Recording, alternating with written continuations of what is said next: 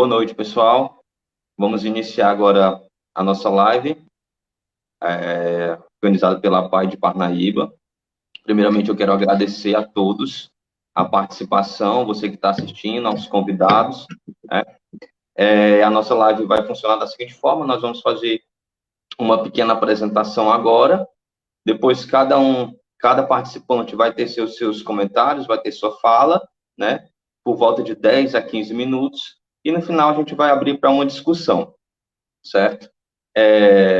Então, eu vou iniciar agora com a minha apresentação. Meu nome é Lucas Pontes, eu sou psicólogo na PAI de Parnaíba, também atendo em clínica particular aqui em Parnaíba, sou terapeuta ABA, psicólogo infantil, me formei em 2013 pela Universidade Federal do Piauí, e desde então eu atuo nessa área. Também sou docente da Faculdade Internacional do Delta.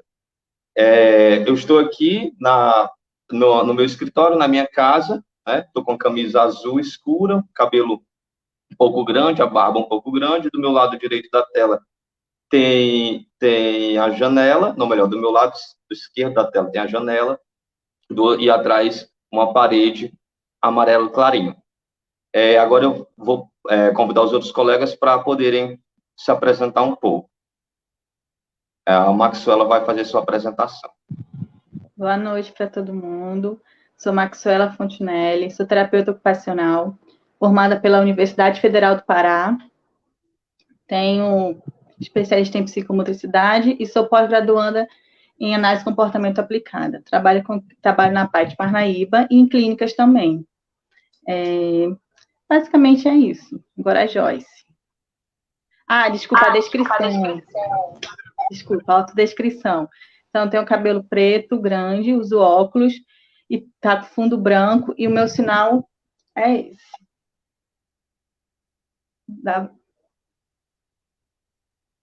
Agora, Joyce. Boa noite, sejam todos bem-vindos à nossa live.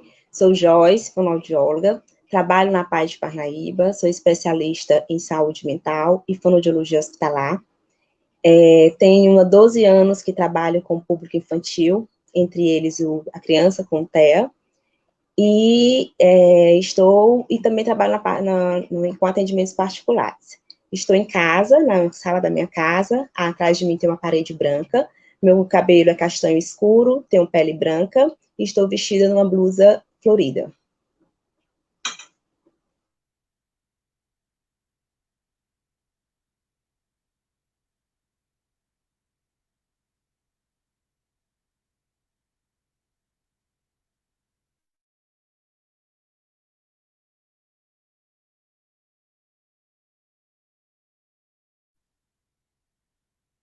Josefiel, você pode fazer sua apresentação? Tá, posso sim. Boa noite, meu nome é Josefiel, eu sou pai de um filho com autista, e meu nome é Benjamin. Eu estou em casa, tenho cabelo preto, sou moreno, e estou vestindo uma blusa preta.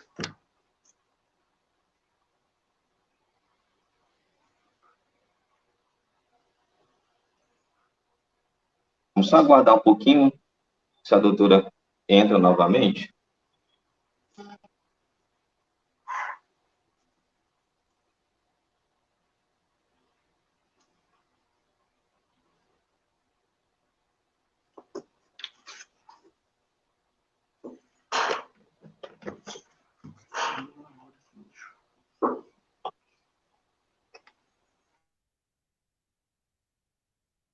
Prontinho, doutora, você pode fazer sua apresentação?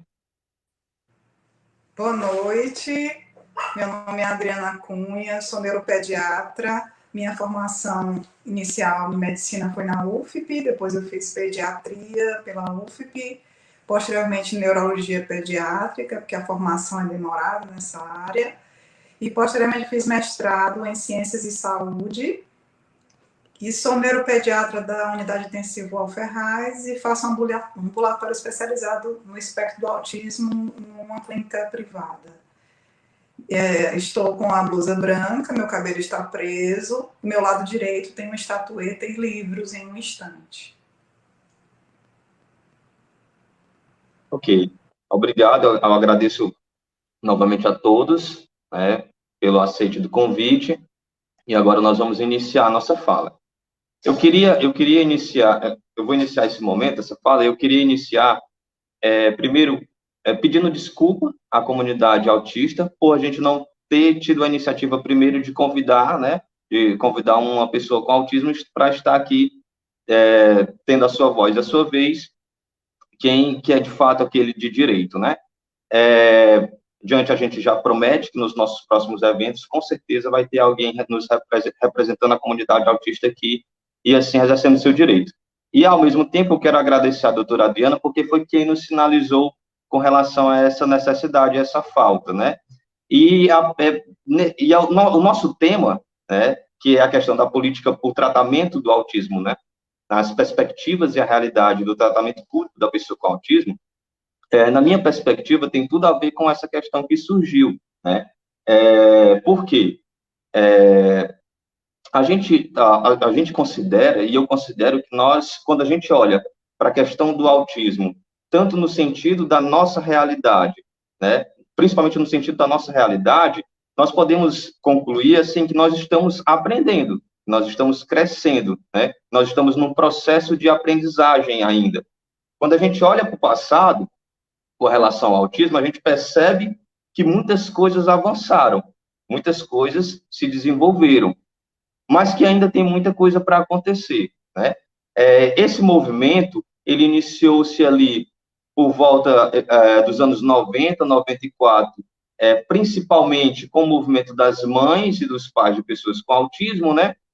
Somado com o movimento universal, esse movimento das mães e dos pais, muito mais aqui no sentido nacional, né?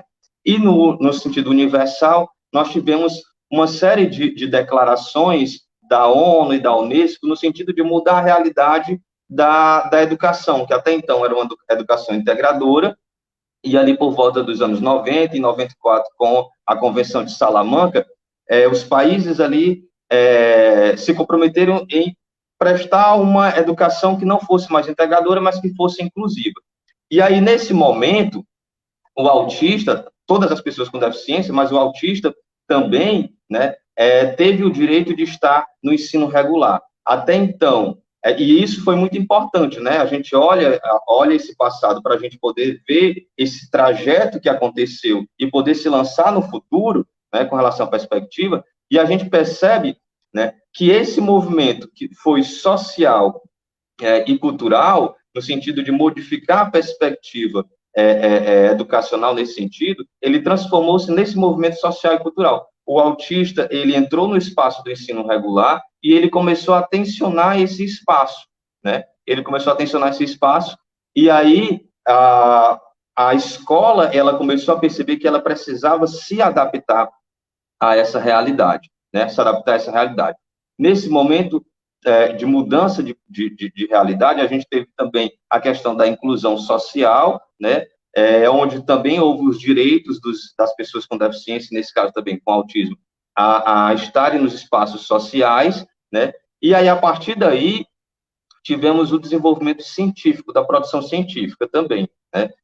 Principalmente motivado, porque até então, as pessoas com deficiência e as pessoas com autismo, elas estavam ou excluídas, né, em casa, sem frequentar os espaços sociais, sem frequentar a escola regular, ou, no máximo, ela frequentava aquela escola especial. E aí ela apareceu, ela surgiu nos espaços sociais, e aí ela começou a dizer, olha, eu estou aqui, eu também tenho direitos, eu também preciso ter voz, e isso somou-se ao movimento dos pais também.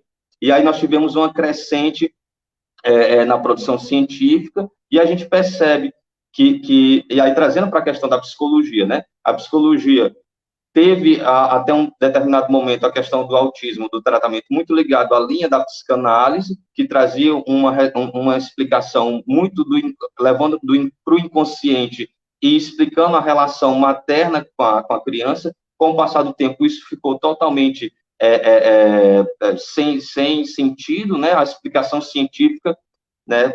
Ela mostrou que a causa do autismo ela está muito mais relacionada a mutações genéticas, alterações genéticas, a ponto que hoje nós sabemos que de 80% a 90% dos casos de autismo, né, tem essa relação genética, né? E aí, quando a gente olha para esse movimento, né, e para esse dado atual, a gente a gente pode nos lançar no futuro no sentido de tentar compreender que o tratamento para o autismo também vai seguir mais ou menos essa linha, como já está acontecendo, né?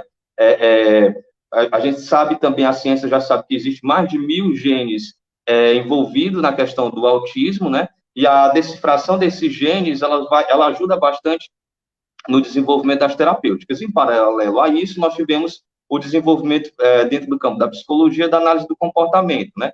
Que aí acabou se casando muito bem, e aí a gente vai fazer essa ligação e essa ponte com as políticas públicas, né? Porque a análise do comportamento, ela trouxe uma explicação com a base científica bastante evidente, e aí foi desenvolvendo protocolos de avaliação, protocolos de intervenção, protocolos de rastreio, então tudo com base científica, né, com explicação do que estava ali anterior ao comportamento, do que está ali que reforça aquele comportamento, e dessa forma a gente consegue prever o que pode acontecer. Quando a gente ia lançar-se na política pública para tentar, por exemplo, conseguir construir essas políticas, a gente percebe que as explicações mentalistas, elas não conseguem trazer uma evidência, né, algo mais concreto, e a análise do comportamento, ela consegue trazer algo mais de concreto no sentido de conseguir prever quais serão os resultados daquela política. Quando a gente olha para o Brasil hoje, né, a nossa realidade, a gente consegue perceber alguns movimentos nesse sentido, né, de buscar fazer com que a prática ela esteja mais próxima daquilo que a teoria fala. Nós, por exemplo, que estamos inseridos dentro do sistema público de saúde, a gente sabe como é difícil, a gente faz um esforço danado para tentar aproximar a nossa prática daquilo que é preconizado nos livros, né? Mas existe o próprio sistema que ainda não se adaptou. Então, a gente percebe que houve um progresso científico, né, na produção do conhecimento, houve um progresso, está havendo, e a gente está nesse movimento do progresso social e cultural, né? A gente sabe que o autismo ele é uma condição, o autismo há 30 anos atrás é o mesmo autismo que hoje. O que se modificou foi o olhar, né? A produção científica, a sociedade que vem caminhando, ainda precisa fazer muita coisa, mas vem caminhando no sentido de ser mais inclusiva, né? De adaptar mais. A gente que está em contato com esse público, com essa comunidade, a gente percebe o quanto hoje, por exemplo, esse ano, quantas pessoas com autismo passaram em vestibulares, para medicina, passando em concurso público, né? Ou seja, a gente percebe que há um desenvolvimento, talvez em passos lentos, não sei se eu posso julgar dessa forma, mas existe esse crescimento no campo científico, existe esse crescimento no campo social, mas muito ainda tem o que acontecer, né? Eu percebo que vem sendo abertas clínicas e escolas com a prática baseada em evidência científica, né? Acho que foi inaugurado recentemente em Santos, ali na região sul, e eu conheço também aqui em São Luís o CE Autismo, que é coordenado pela professora Flávia Neves, né? Que é um serviço público vinculado ao SUS, né? O CE, e ele disponibiliza um tratamento integral com base com práticas com base científica, né? Isso vem crescendo muito. Quando a gente olha para outros países, a gente percebe também que a terapêutica para o autismo ela está indo nessa direção, tanto do comportamento, né? Nas linhas de atuação das terapêuticas no comportamento, como na questão científica, na causa do autismo, para essa questão genética, principalmente. Quando a minha fala, ela traz esse sentido de que a gente olhar para trás, a gente percebe que houve um crescimento, a gente percebe que houve um desenvolvimento, principalmente no campo científico e ali com o movimento das mães e o projeto de educação inclusiva, né? a sociedade vem se adaptando ainda a tudo isso, mas a gente percebe que ainda tem muito que acontecer, inclusive nós. Eu queria, com essa fala, finalizar a minha explanação, e aí eu abro espaço para a Maxwela também falar um pouco da sua realidade e das suas vivências. Certo. Vou fazer o gancho com o que o Lucas falou, tá? Então, como se fosse uma linha do tempo. Então, a gente vê que há uns anos atrás, né, quando começou esse movimento das mães do autismo, quando as mães iam procurar o tratamento, era muito de descoberta ainda, tanto de profissionais que iam fazer esse tipo de tratamento, quanto dos pais. Então, os pais, eles não tinham muito conhecimento, como a gente tem hoje em dia, de mídias sociais. Hoje você entra no Instagram, você encontra muita coisa boa, muitas palestras no YouTube. Então, hoje os pais têm esse acesso melhor do que antigamente tinha. E nós, enquanto profissionais, enquanto forma de tratamento, também conseguimos ter esse ganho em relação com os pais, tornando os pais coterapeutas nesse processo da criança.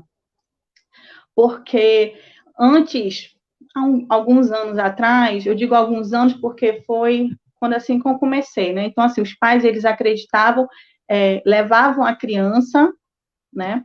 E não eram tão presentes quanto eles são hoje. Então, hoje eles chegam com algumas perguntas, com alguns questionamentos, e isso foi muito bom para a gente também, para a gente poder ir atrás, para a gente buscar.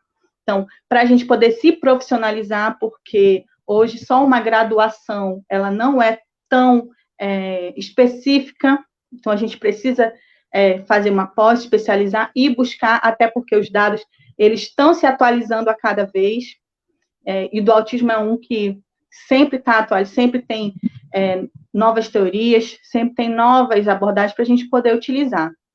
Então, assim, os pais hoje em dia, eles fazem essa busca, e isso é muito bom, e eles entendem também, já chegou muito para a gente na hora da terapia, que eles entendem que a criança precisa daquela terapia, porque há anos atrás ela via que a criança ficava em casa, não podia sair, não levava para lugar nenhum, não tinha direito à escola. Hoje não, hoje ela entende o processo que essa criança precisa passar e o que ela necessita para ter um bom desenvolvimento, né? E a gente, enquanto profissionais, a gente tenta buscar isso. Então, o que a gente faz?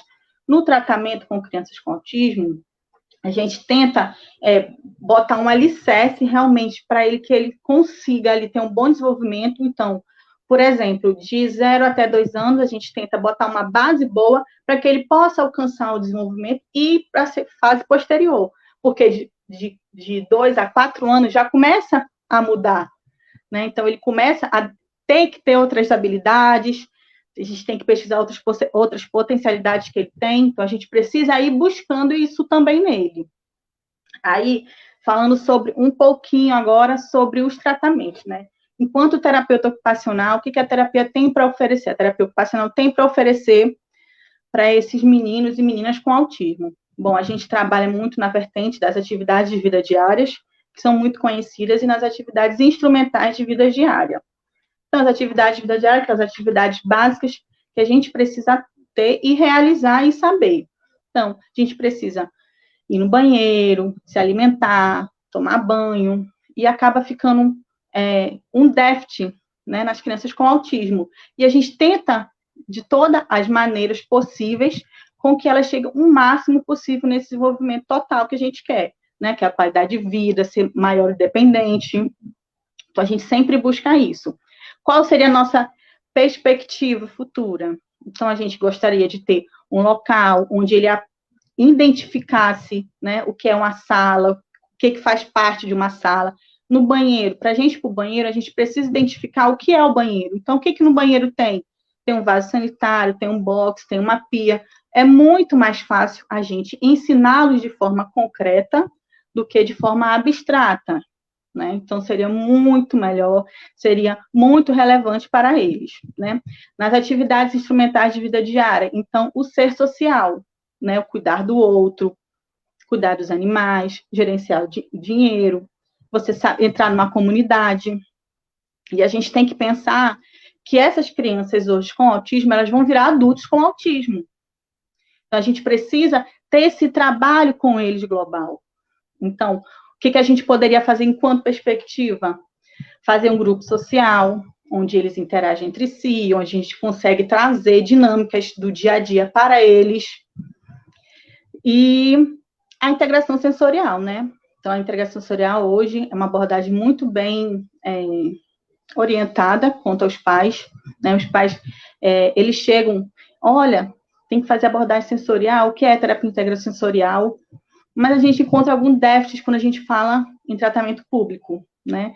Então, uma terapia com integração sensorial, ela requer alguns requisitos. Então, a gente tem que ter um colchonete adequado, uma espuma, equipamentos mais caros, porque eles são caros. Então, assim, a gente ainda está caminhando para chegar lá. E eu acho que é isso, basicamente. Lembrando que, quando a gente trabalha com atividade de vida diária, quando eu falo que a nossa perspectiva é que a gente tenha um ambiente adequado para eles, não significa que eu não vá trabalhar com eles isso. A gente faz esse trabalho. Então, mas a perspectiva, o que seria mais adequado é um ambiente onde ele se sinta assim. Então, seria um ambiente adequado para se trabalhar. Pode ser que, posteriormente, a gente consiga isso, se Deus quiser. Agora a Joyce vai falar sobre a fonoaudiologia.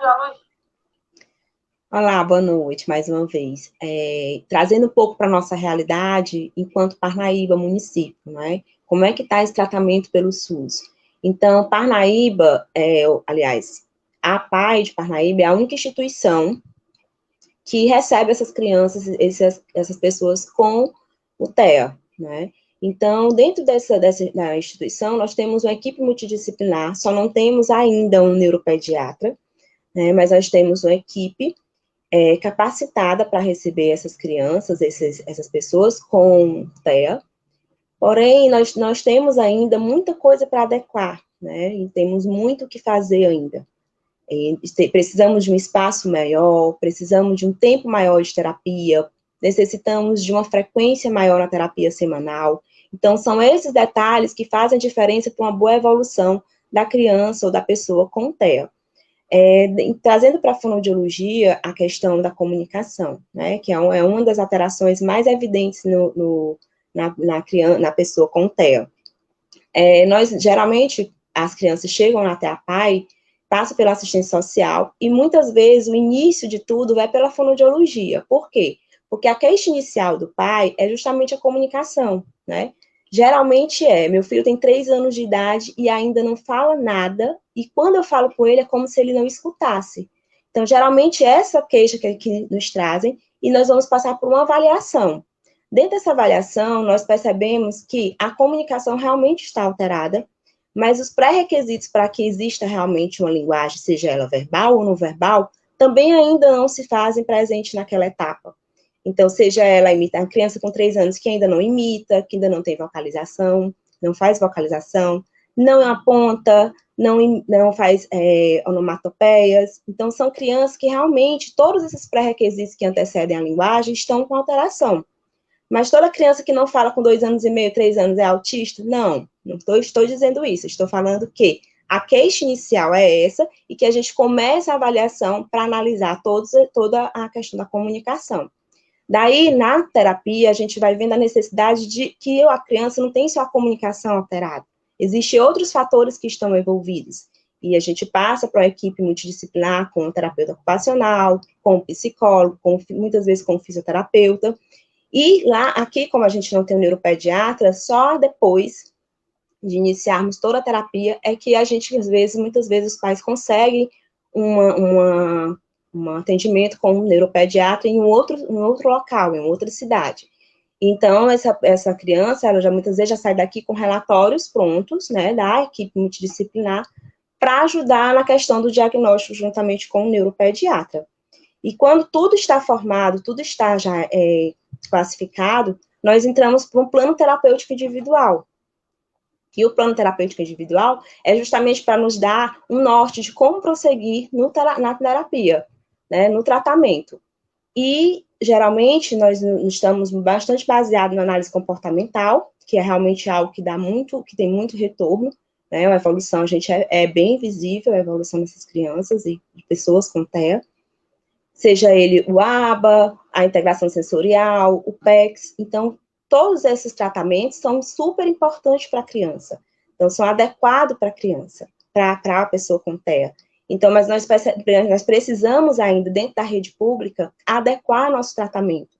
Né? Em que sentido? De um mais horário, de um tempo maior com essa criança e de uma frequência, uma sequência nas terapias.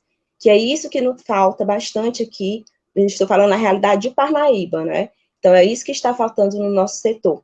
Apesar de já termos uma equipe, mas a gente ainda, às vezes, ainda fica sem como trabalhar, né? Com mãos atadas com relação à questão de frequência de terapia. Então, é basicamente isso que eu queria passar um pouco para vocês, para a gente estar debatendo com relação à qualidade e adequação no nosso sistema de saúde.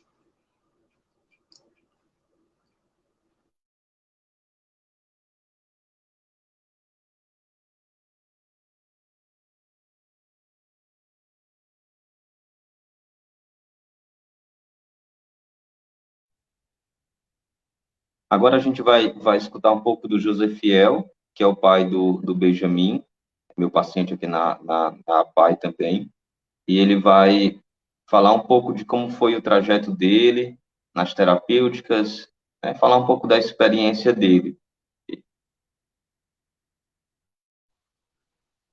Boa noite, gente. Meu nome é Josefiel, né? E eu sou pai do Benjamin. E logo muito cedo, conforme a terapeuta, a fonoaudióloga Jorge estava falando, que muitos pais detectam, procuram saber se, em relação à condição do filho, quando ele não começa a falar. O meu filho teve um problema, né? Muito cedo ele não conseguiu falar, lá para os 2 anos, e fomos atrás e descobrimos o quadro dele. E posteriormente fomos à PAI, né? Procurar conhecer mais sobre isso e procurar o tratamento. E ele hoje em dia ele já consegue se verbalizar bem. Ele já tem 7 anos, meu filho. Já passamos 4 a 5 anos aí de terapias. O que eu pude observar durante esse tempo em relação à capacidade dos profissionais. Os profissionais se envolveram muito, né, no caso, o meu filho. E não somente isso, mas o que eu pude observar é que também esse retorno era passado para a gente. Os ensinamentos eram passados para a gente, para que funcionássemos como uma forma complementar, certo? Tudo que era passado na terapia era repassado para a gente também fazer em casa. Quer dizer, esse tipo de metodologia ajudou bastante, porque não é só chegar, deixar a criança lá durante um determinado tempo, um período, e sim sendo repassado para a gente a maneira correta de se tratar, podemos ver a gente pode ver um maior avanço, né? No caso do meu filho, eu pude ver um maior avanço. Cada dia é uma luta, uma batalha, e conforme até o Lucas falava assim, olha, quando a gente chegou, eu tinha muita dificuldade. Hoje em dia, vocês falaram aí que no começo o Lucas falou que antigamente o áudio não era muito discutido isso, não era muito falado, mas o antigamente para mim era uns 5 anos atrás, quer dizer, é bem recente, né? Bem recente mesmo. Quando eu tive a informação do meu filho, da condição do meu filho, eu achei que tipo assim, o mundo para mim desabou, né? E através de uma conversa muito franca com ele, ele me explicou tudo e ele sempre dizia, olha, vai acontecer isso, as terapias funcionam assim, me dizia toda a trajetória. Quer dizer, que se eu pudesse voltar há 5 anos atrás, eu dizia, olha, só confia que vai estar tudo certo, não tem desespero, não. Mas, mesmo os pais que passam por isso, que se sentem um pouco, não tem tanta informação, e acreditam e seguem o que os profissionais fazem, realmente, com o tempo, surge todo o efeito, sabe? Hoje em dia eu sou muito grato pelo tipo de metodologia que todos vocês utilizaram, né? A política que vocês utilizaram. E hoje em dia o meu filho já teve uma melhora muito boa, né? E o que eu posso dizer em relação a isso, que graças aos métodos e o feedback que é passado para os pais, certo? Todo final de ano era passado, todo final de sessão é passado feedback para que o que a gente deve fazer e como o nosso filho como meu filho está andando, né? E, e como eu devo incentivá-lo, os estímulos dele.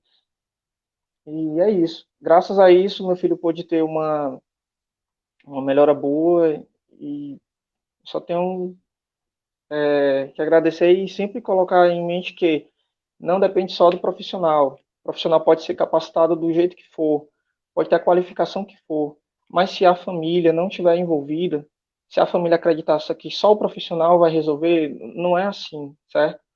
É um conjunto, certo? É todo mundo junto para dar uma melhor qualidade de vida para as pessoas com essa condição. Eu peço até. É a minha primeira vez assim em live, então, Lucas, eu tô meio assim, sabe? Enfim, mas Tá ótimo, meu amigo. Muito obrigado, viu? Sua presença é muito importante aqui, viu? Muito obrigado.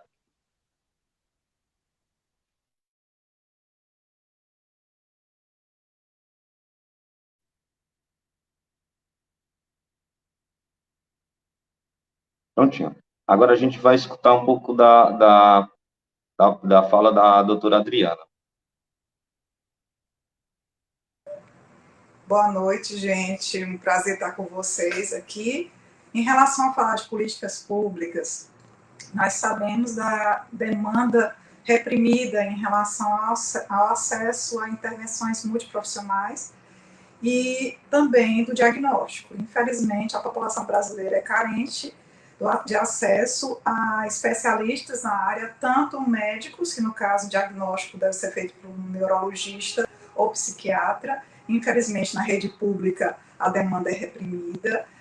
Sabe-se que 2% da população é autista e, infelizmente, uma porcentagem bem ínfima em relação a isso recebe diagnóstico. Com o advento do Instagram, internet, principalmente Facebook, internet, muitos autistas, inclusive adultos, se interrogaram as suas características clínicas através de informações pela mídia. Então, a questão do autodiagnóstico, infelizmente, acontece em muitos e que demoram, às vezes, anos para receber o diagnóstico. Por sorte, muitos pais, principalmente quando a escola é bem integrada, muitos pais percebem alguns sinais de alerta, muitas vezes os outros familiares até banalizam a queixa dos pais, mas a escola, por exemplo, é um gancho bem importante na idade pré-escolar, que as escolas também pontuam esse sinal de alerta do espectro autista e encaminham, orientam os pais a procurar, às vezes, o terapeuta, por exemplo, o fonoaudiólogo, já que é um transtorno que a base é a comunicação social.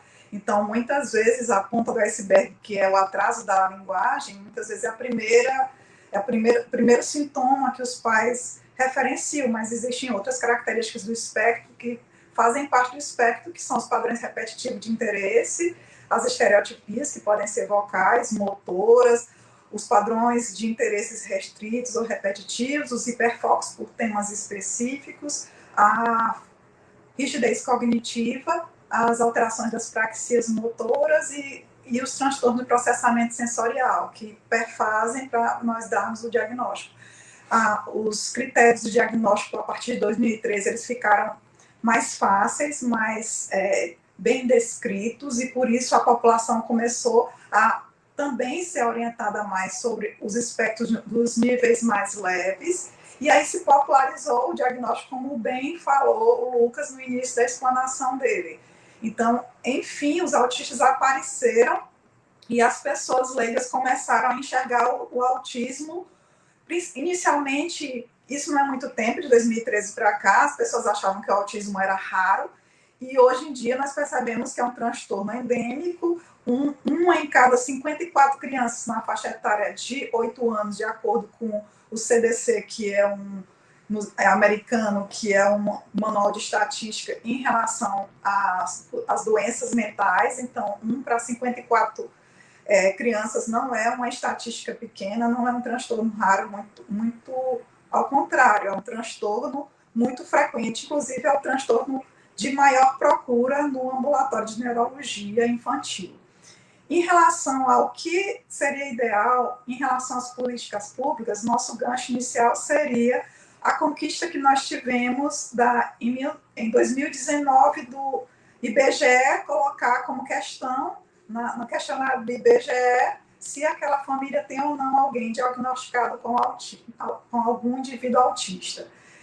Porque no Brasil nós não temos a estatística em relação a quantos brasileiros são autistas. Esse 2% é de acordo com estatísticas mundiais. Então, estima-se que 2% da população seja autista, porque o transtorno espectro autista, ele não distingue raça, nem cor, nem condição financeira, nem social. Então, pode acontecer em qualquer família. Inclusive, acho que no Brasil, devido à grande miscigenação, talvez tenha uma incidência até maior do que esse 2% da população que estima-se na estatística americana. O ideal seria o acesso em qualquer esfera, em qualquer município, já que o SUS ele é descentralizado, mas infelizmente, geralmente nas capitais, é que o Sistema Único de Saúde disponibiliza médicos da rede pública, e isso prejudica a questão quem mora mais distante da capital tem dificuldade do acesso. O agendamento demora, às vezes, anos para uma família conseguir a vaga no Sistema Único de Saúde para o diagnóstico. Em relação a centros de referência públicos do espectro do autismo, no Brasil inteiro é muito carente. No Nordeste chama mais ainda atenção, e no nosso estado, Piauí, poucos centros são de referência. Por exemplo, em Teresina, temos o CI, que tem o suporte para as crianças do espectro, o CIES, mas todos são poucas vagas. A APAE de Teresina também tem algumas vagas para indivíduos do espectro do autismo, e a Associação dos Amigos dos Autistas, a AMA, também disponibiliza algumas vagas. Mas como é um transtorno que acompanha ao longo da vida, esses indivíduos mantêm-se muitos anos naquele centro. A rotatividade em relação à alta é ínfima. Às vezes, uma nova vaga que surge é quando a família, por exemplo, falta, porque existem critérios nesses atendimentos de centro, existem critérios, por exemplo, de quem falta seguidamente sessões sem comprovação do motivo, ele perde a vaga. Então, a rotatividade, infelizmente, em relação às vagas disponíveis em centros de referência de tratamento, é ínfima. Eu participei da formação de um centro em Luzilândia de suporte a crianças autistas. Nós temos uma lista de espera de mais de 200 crianças. Ele é de uma emenda da Janaína Marques, que ela é deputada, e está sendo mantido o centro por emendas parlamentares. Mas é uma luz no fim do túnel, porque é um projeto piloto de formação de centros de referência, e esse centro dando certo, provavelmente nós consigamos, juntamente em relação à formação de políticas públicas, colocar realmente a descentralização dos atendimentos de indivíduos do espectro autista. Nesse centro de Luzilândia, por exemplo, nós conseguimos um neuropediatra para fazer a avaliação dessas crianças uma vez por mês. Então, a qualidade de vida dessas crianças nesse centro melhorou muito, porque nós conseguimos fazer um trabalho de orientação nas escolas para a formação do plano educacional individualizado. Esse trabalho, esse projeto piloto, vocês podem ter o contato com esse centro de Luzilândia, é muito interessante. Esse plano piloto, porque o atendimento lá, a ideia é 1 hora por sessão, as crianças lá têm acesso a fono, terapia ocupacional, psicologia ABA, terapia ocupacional com integração sensorial, educador físico, psicopedagogo e atividade física. Então, foi o ideal, né? Assim, é o ideal que nós desejamos, mas nós só conseguimos atender poucas crianças, né? E como eu falei, a rotatividade não é grande exatamente porque é um transtorno que acompanha ao longo da vida. Então, serão anos de suporte dessas crianças. Mas com esse tipo de encontro, como nós estamos fazendo aqui, que realmente é um trabalho de formiguinha, né, gente? Quando iniciou um trabalho dos pais, os profissionais começaram a especializar e, na verdade, a disseminação da informação sobre o espectro, a popularização dessa informação é mérito dos pais, dos indivíduos do espectro autista. Então, nessa questão de fomentar isso, realmente nós agradecemos o trabalho dos pais. Eu me incluo nesse processo porque eu sou mãe de 2 autistas, viu, Lucas? Então, além de neuropediatra, eu sou mãe atípica. Então, é uma bandeira que nós carregamos, os pais, tanto da desmistificação do espectro autista para o capacitismo. Então, muitos autistas são do nível 1, que é o nível de autonomia ou de muito pouca ajuda. Muitos autistas do nível 1 eram classificados com síndrome de Asperger. Antes de 2013 existiam subdivisões, várias classificações do espectro, e em 2013 ficou um nome único, que é o transtorno do espectro do autismo, para mostrar que existe, cada autista ele é único, e cada autista pode ter manifestações mais ou menos de determinada esfera, e alguns autistas, por exemplo, têm padrões repetitivos motores, que nós chamamos de estereotipia motora, os outros autistas têm estereotipia motora, alguns têm componentes sensoriais específicos alterados, cada ponto do inventário sensorial, um apresenta, o outro não, por isso que o nome espectro abarcou melhor e facilitou a divulgação para a população leiga entender que nós temos indivíduos de várias intensidades do espectro, a indivíduos com plena capacidade de entrarem no mercado de trabalho, de entrarem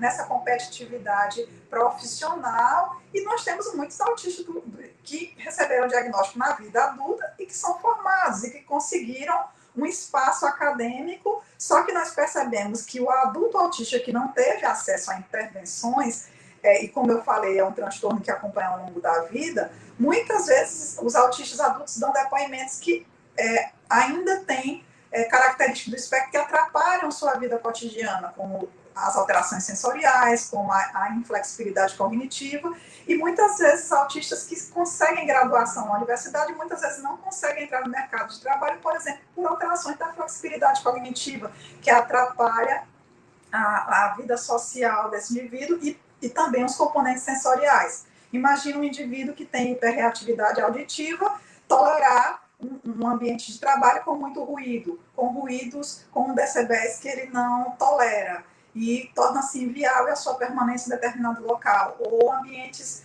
escolares, por exemplo, acusticamente desfavoráveis para aquele indivíduo que tem hiperreatividade auditiva. Nem todo autista tem hiperreatividade auditiva. Esse é um exemplo que eu falo que pode acompanhar, por exemplo, na vida adulta, esse sintoma, e pode atrapalhar, por exemplo, a carreira dele no sentido do mercado de trabalho. Um dos, mais alteração de inflexibilidade cognitiva ou rigidez cognitiva atrapalha o curso da vida adulta dos indivíduos autistas. E eu queria agradecer essa participação, né, e passar a peteca novamente para o Lucas para abrir, eu acho, para as perguntas em relação ao tema. Obrigada, viu? A participação de vocês foi de grande valia na minha experiência também, porque eu ouvi cada um, principalmente os pais, eu achei muito interessante esse espaço que foi aberto. Muito obrigada pelo convite. Nós que agradecemos, doutora, o seu aceite, né? A gente sabe que eu tinha certeza que o aprendizado com a senhora aqui ia ser muito grande, e para mim o aprendizado iniciou antes da live.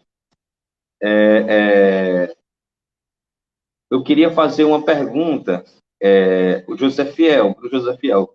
Eu queria que tu pudesse falar para a gente, José Fiel, ao longo desse teu trajeto, que tu buscou as terapias para o teu filho, né? No sistema público, assim, qual foi a tua maior dificuldade?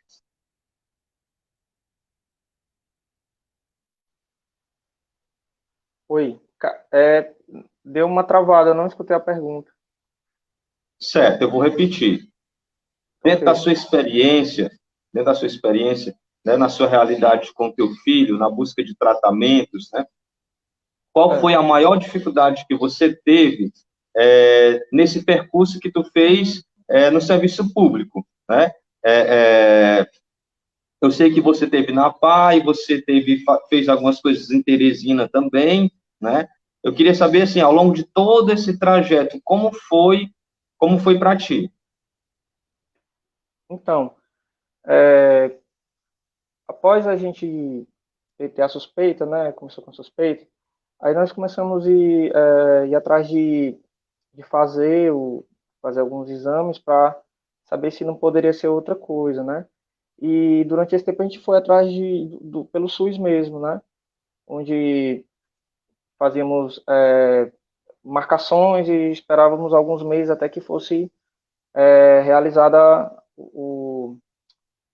as consultas, né? No caso, os exames. Então, isso de certa forma, por ser pelo SUS, até atrapalha, porque demora um pouco, né? Demora um pouco e a criança vai crescendo e a gente também vai ficando um pouco frustrado porque não sabia logo o que era. Mas, depois de um certo tempo que foi fechado o quadro dele mesmo, aí foi quando nós conseguimos entrar na PAI, né? E foi onde começou a nossa jornada de terapias e aprendizados e tudo mais.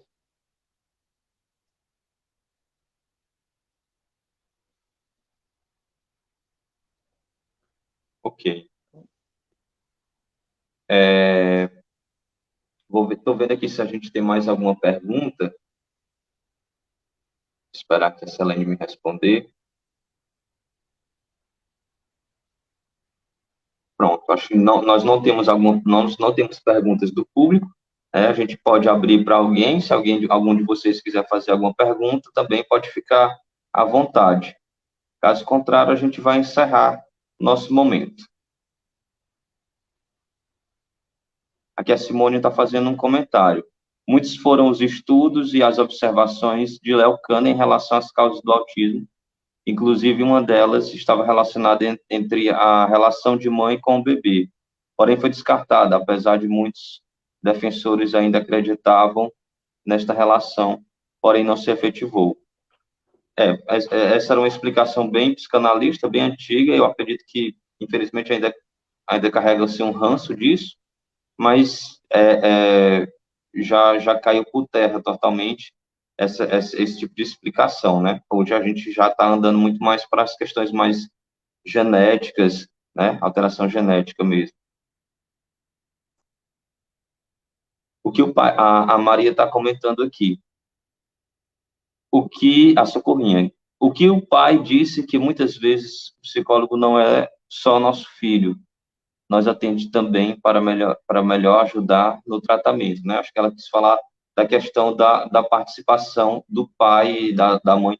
Na verdade, até o convite do Gesefiel aqui foi intencional, né? A gente sempre vê muito a participação das mães nesses momentos, né? A gente, né, na nossa realidade, a gente percebe que sempre as mães, elas estão no protagonismo, e aí, na realidade do Gesefiel, a gente tem a mãe e tem ele, os dois são parceiros, né, nesse trajeto, e, assim, isso foi fundamental no desenvolvimento, né, no prognóstico do Benjamin.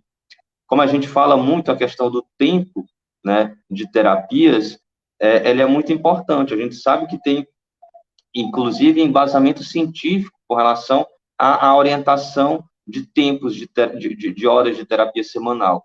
E aí o sistema nos dificulta isso, né, doutora, também, e a gente tenta aqui compensar dessa forma, reforçando mais o treino parental, né, para que esses pais possam ser como se fosse um AT em casa, né, e a gente tem um movimento também de recrutar alguns estagiários, né, alguns estagiários da universidade, que a gente treina, a gente vai treinando e vai tentando dar o suporte. Infelizmente, aqui a gente encontra estagiários de psicologia, de pedagogia, a gente ainda não tem de fonoaudiologia nem de terapia ocupacional. Mas aí a gente vai, dentro do ABA, no caso, a gente vai tentando treinar o máximo possível para que a gente possa estender um pouco mais esse tratamento e o treino parental também no sentido de reforçar, né? De reforçar o processo.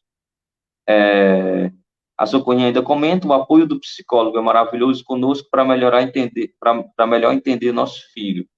A questão do treino parental, de fato, é muito importante, né? Muito importante. A gente fala muito das terapias das crianças, mas a orientação aos pais, ela também é fundamental. E no setor público, pela própria correria, a gente percebe, ali sai um, entra outro, e essa questão do atendimento, a doutora Adriana falou da realidade, da necessidade do tratamento ser por muito tempo, né? E aí isso faz com que a fila de espera se torne muito grande. Essa também é a nossa realidade aqui, né? Nós temos pacientes que vieram pequenininhos e estão conosco, já tem 20 anos, enfim, a maior diversidade de tempo, né? E aí, o que você falou, assim, traduz realmente a nossa realidade aqui. A gente fica dependendo também das faltas ou da desistência de algum paciente para que possa surgir esse horário, né? Sabe que é um tratamento muito permanente, muito demorado. Ok? Mais alguma questão? Pode falar, doutor. Pode ficar à vontade.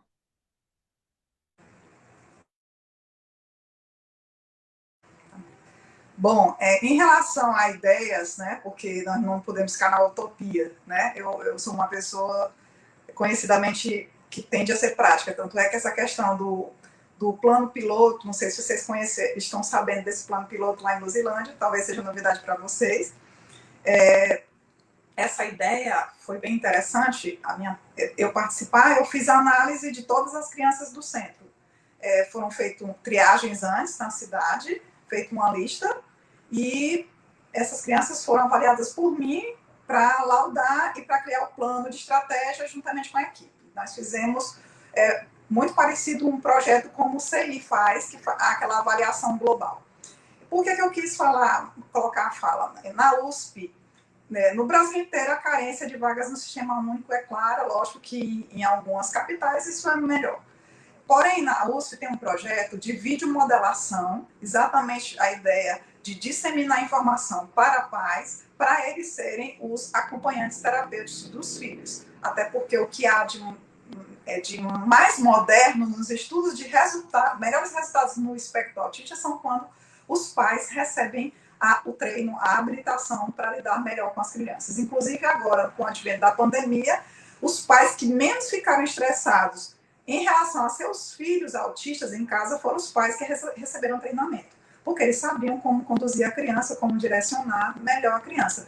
Não que esses pais não tenham dificuldades de lidar com os filhos, mas que eles ganham muito em relação a isso. Então, uma ideia para disseminar informação é a videomodelação. Então, os programas de videomodelação têm que ser pensados tanto individualmente, exemplo, as crianças da APAE que vocês assistem, vocês gravarem vídeos para disseminar para mais pais um programa, lógico que se adequa a cada um, mas um programa de videomodelação, já que praticamente, dificilmente um pai ou uma mãe não tem pelo menos um celular para acessar, né, que isso disseminou mais, não que eles tenham acesso às vezes à internet, mas às vezes um local com Wi-Fi é uma forma prática de treinar pais. E existe gratuitamente no link da USP, videomodelação. Vocês coloquem colocam lá na palavra-chave, naquele search, naquele de procura da USP, existe o programa de treinamento para pais de autistas, com vários vídeos. Esses vídeos foram muito bem gravados, foi um projeto em conjunto da USP com a Universidade Mackenzie, porque lá eles têm que fazer projetos para mestrado, doutorado e PhD, e foram projetos que foram feitos, e esses projetos vão ser contínuos de treinamento. Então, qualquer pai, qualquer mãe pode se cadastrar e acessar os vídeos de videomodulação. Lógico que é interessante falar com o profissional que acompanha a sua criança para entender qual videomodelação seria prático para uso, mas é uma ideia. Quem não conhece esse projeto é interessante, projeto de videomodelação da USP, tá, gente? Gratuito. E existem na Instagram vários cursos para treinamento de pais. Alguns cursos são gratuitos. Tem um site que é www.cursodeautismo.com, que é da Daniele Freitas. Ela é autista e mãe de autista. Ela é extremamente didática e ela está compilando aulas. Eu faço parte desse projeto.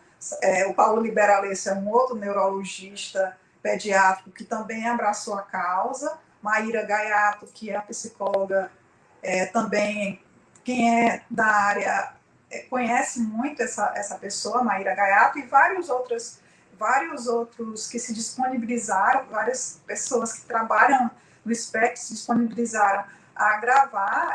Nós gravamos lives e depois a Dani edita essas lives e vão ser durante... É um projeto contínuo, né? Até porque o conhecimento do autismo ele é contínuo, gente. É uma ciência, na verdade. O autismo ela está em construção. Ninguém é dono da verdade. Atualmente, realmente, a causalidade ela é epigenética, sendo a herdabilidade muito alta, mas em relação ao conhecimento, ele está em construção. Como eu falei, ninguém é dono da razão em relação ao espectro do autismo, mas muitos mitos já foram por terra, principalmente de que a autista é incapaz. Então, nós estamos aqui exatamente para levantar essa bandeira da potencialidade do autista e da capacidade dele levar uma vida o melhor possível. Porque a ideia do tratamento não é curar o autista, porque o autista não é um doente, não é uma doença, é um transtorno, e ele está incluído na neurodiversidade. Então, sendo visto como isso, nós temos que trabalhar o autista como um ser, como qualquer outra pessoa e com suas potencialidades. Muito obrigada. Ótimo, doutora. A gente vai pesquisar. Eu não conhecia o projeto de modelação. Eu vi do vídeo modelagem, eu vou pesquisar e vou trazer para a coordenação também, para a gente conhecer o projeto piloto, né? De Luzilândia ou Esperantina? Agora eu confundi. Luzilândia. É de Luzilândia. Luzilândia. Certo. Referência é Pedro Denis Marques, o nome do centro lá. Eles têm até no Instagram, tá? De acompanhamento. É um projeto piloto que a deputada Janaína Marques nos convidou uma equipe daqui. A ETI, que é uma equipe multiprofissional, foi convidada. A Samara Barros, que é uma terapeuta nacional, referência também no espectro, ela que treinou a equipe. E foi criado um projeto muito interessante em relação à tentativa de descentralização de terapia multiprofissional. E eu acho que se copiarem esse modelo, vai melhorar muito a qualidade de vida das famílias e dos indivíduos autistas no Brasil inteiro, na verdade, né? Porque a carência é em nosso país como um todo. Vamos ficar atentos a isso. Tem uma pergunta aqui da Mércia. Ela quer saber a opinião da doutora Adriana sobre o uso do canabidiol para ajudar no tratamento do autismo como uma forma complementar às terapias. Bom, o canabidiol, primeiro, não existe nenhuma medicação específica para o tratamento do espectro autista. Inclusive, as medicações que nós utilizamos para os indivíduos autistas são para sintomas-alvo. E geralmente os sintomas-alvo são mais relacionados a comorbidades do que as características do espectro não são tratáveis. Exemplo, o atraso da comunicação não é usado medicação. Os padrões repetitivos de interesse não é medicação para atuar. As estereotipias, já está confirmado cientificamente que as estereotipias são para autorregulação sensorial e elas, como o nome já diz, que é autorregulação, nós não devemos nem combater as estereotipias, nós devemos analisar o porquê da estereotipia. É por alteração da comunicação desse indivíduo, é por desregulação sensorial, baixo limiar, frustração, e ele se desorganiza em determinado ambiente. Ele está excitado e não sabe comunicar o que sente, então vários motivos têm que ser interrogados, não bloquear. Então, as comorbidades que nós tratamos, transtorno de déficit de atenção associado à hiperatividade, depressão, ansiedade generalizada, epilepsia, transtorno desafiador positivo em alguns casos, que não são frequentes, mas às vezes nós precisamos da medicação, nos casos com intensa agressividade, e o canabidiol, já que a pergunta foi essa, o canabidiol, gente, ainda está em estudo para o espectro do autismo, tá? Logicamente, o que foi liberado, que já está cientificamente comprovado de efeito, já confirmado, para epilepsia refratária, certo? Não especificamente. Agora, existem alguns estudos pilotos e alguns pais, inclusive, assim, divulgou entre o grupo de pais o uso do canabidiol, mas tem que se ter cuidado, porque é uma medicação como qualquer outra que tem que ter uma avaliação prévia. Infelizmente, entre o grupo de pais, disseminou como até receita de bolo. Tem que ter muito cuidado em relação a isso, porque até vitamina, gente, tem efeitos colaterais a depender da dose. Então, não é uma terapia, no momento, apontada especificamente para o transtorno do espectro autista. Está ainda em estudo, existem estudos promissores em relação a isso. O Moultrie, que é um geneticista que encabeça o grupo Genoma Humano, em relação às terapias específicas, ele está fazendo um projeto, né, ainda está em uma fase bem inicial do projeto. Talvez o trabalho do Moultrie nos responda mais efetivamente. Nós não sabemos nem ainda as doses que são eficazes, ainda veremos qual é o resultado real, inclusive mapear os efeitos colaterais. Temos que observar que o canabidiol, como eu falei, está comprovado cientificamente para epilepsias refratárias. Os estudos em relação à agitação psicomotora do espectro autista, existem poucos estudos com um N, que é a quantidade de pessoas estudadas é muito pequena. Vários pacientes estão usando, mas tem que se entender que ainda está em estudo. Tá? Então, assim, não é ainda uma droga que está plenamente liberada para o uso sem uma comorbidade específica para usar pelo espectro do autismo. O canabidiol também é usado para síndrome de Parkinson, tem alguns estudos em relação à espasticidade, tá? Mas em relação ao espectro autista, puramente em relação às alterações comportamentais do espectro autismo, ainda precisam de estudos para confirmação em relação a efeito, em relação tanto o efeito positivo quanto os efeitos colaterais, tá? Então, assim, na minha concepção dos estudos que eu leio, eu penso ser promissor. Os pacientes que eu acompanho que usam canabidiol, eles usam em relação à comorbidade. Eu tenho poucos pacientes usando, autistas, mas autistas com epilepsia refratária. Então, minha experiência com canabidiol, ela é pequena. Eu acho que isso é uma luz no fim do túnel para uso em alguns padrões comportamentais graves, como a agressividade, a hetero e a autoagressão e a extremada agitação psicomotora.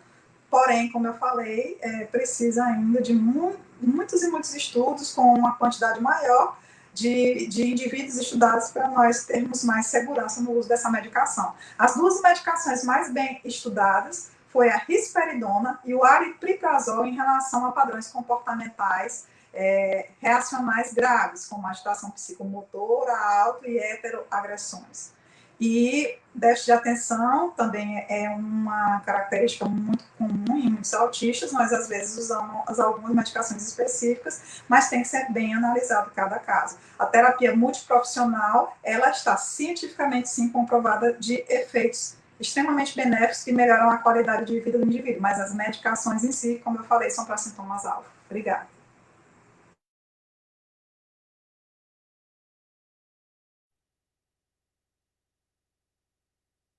Tem um comentário aqui: psicólogo é muito importante, tanto para minha filha como para mim. E às vezes tenho ansiedade de ver uma Gabriela evoluir mais rápido. Essa ajuda da psicologia, da psicóloga, essa ajuda da psicóloga me ajuda a entender que ela tem o tempo dela. É um comentário da Isabel com relação à importância da assistência psicológica aos pais de pessoas com autismo também. Bom, eu acho que é isso. Não tem mais nenhuma pergunta, nenhuma questão, nenhum comentário. Eu queria encerrar essa live, eu queria agradecer a todos os convidados aqui que estão presentes, a todas as pessoas que deram o sim para estar conosco aqui, compartilhar um pouco do seu conhecimento. Para mim foi um momento ímpar, né? Eu acho que tem muita. Já vou terminar aqui, já vou pesquisar algumas coisas. Para mim, eu aprendi muita coisa, de fato, muita coisa mesmo. Foi muito importante. Eu acho que, como a gente falou aqui, a doutora falou, é um trabalho de formiguinha. A gente está aprendendo ainda muita coisa, tem muita coisa a ser feita, tanto no campo do conhecimento, do sentido científico, de conhecer o autismo também, como nessas questões sociais e culturais nas relações humanas, enfim. É isso que eu queria falar, queria agradecer a todos, né, a doutora por ter aceito o convite também, confiado na gente, e a todos que estão nos assistindo aqui, né, por ter confiado em nós e ter nos ficado conosco até agora. Muito obrigado, gente. Boa noite a todos.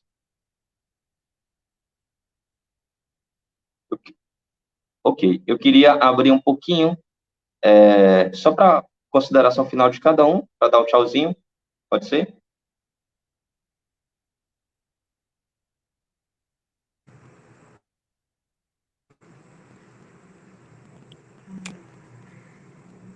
Boa noite, queria agradecer a todos. E quem se interessar pelo tema, eu tenho uma página no Instagram, Facebook, que se chama nemparece.tea. É uma página que eu criei especificamente para falar sobre o espectro do autismo. Lá eu tento colocar de forma prática temas científicos, sempre coloco no final de cada postagem a referência bibliográfica, exatamente para quem quiser ver mais detalhes sobre o tema, possa pesquisar. Todos os temas que eu coloco têm tradução do inglês para português para facilitar e ser mais acessível ao público. Muito obrigada pelo convite.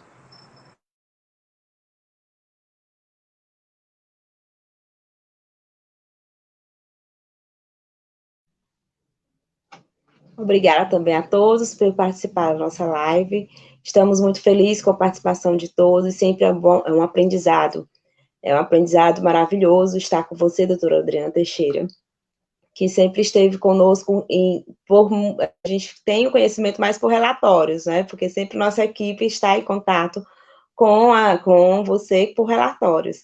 Então, é um prazer muito grande, né, estar participando dessa live com você, e eu queria agradecer a todos os nossos colegas que estão aqui presentes, e ao José Fiel também. Obrigada.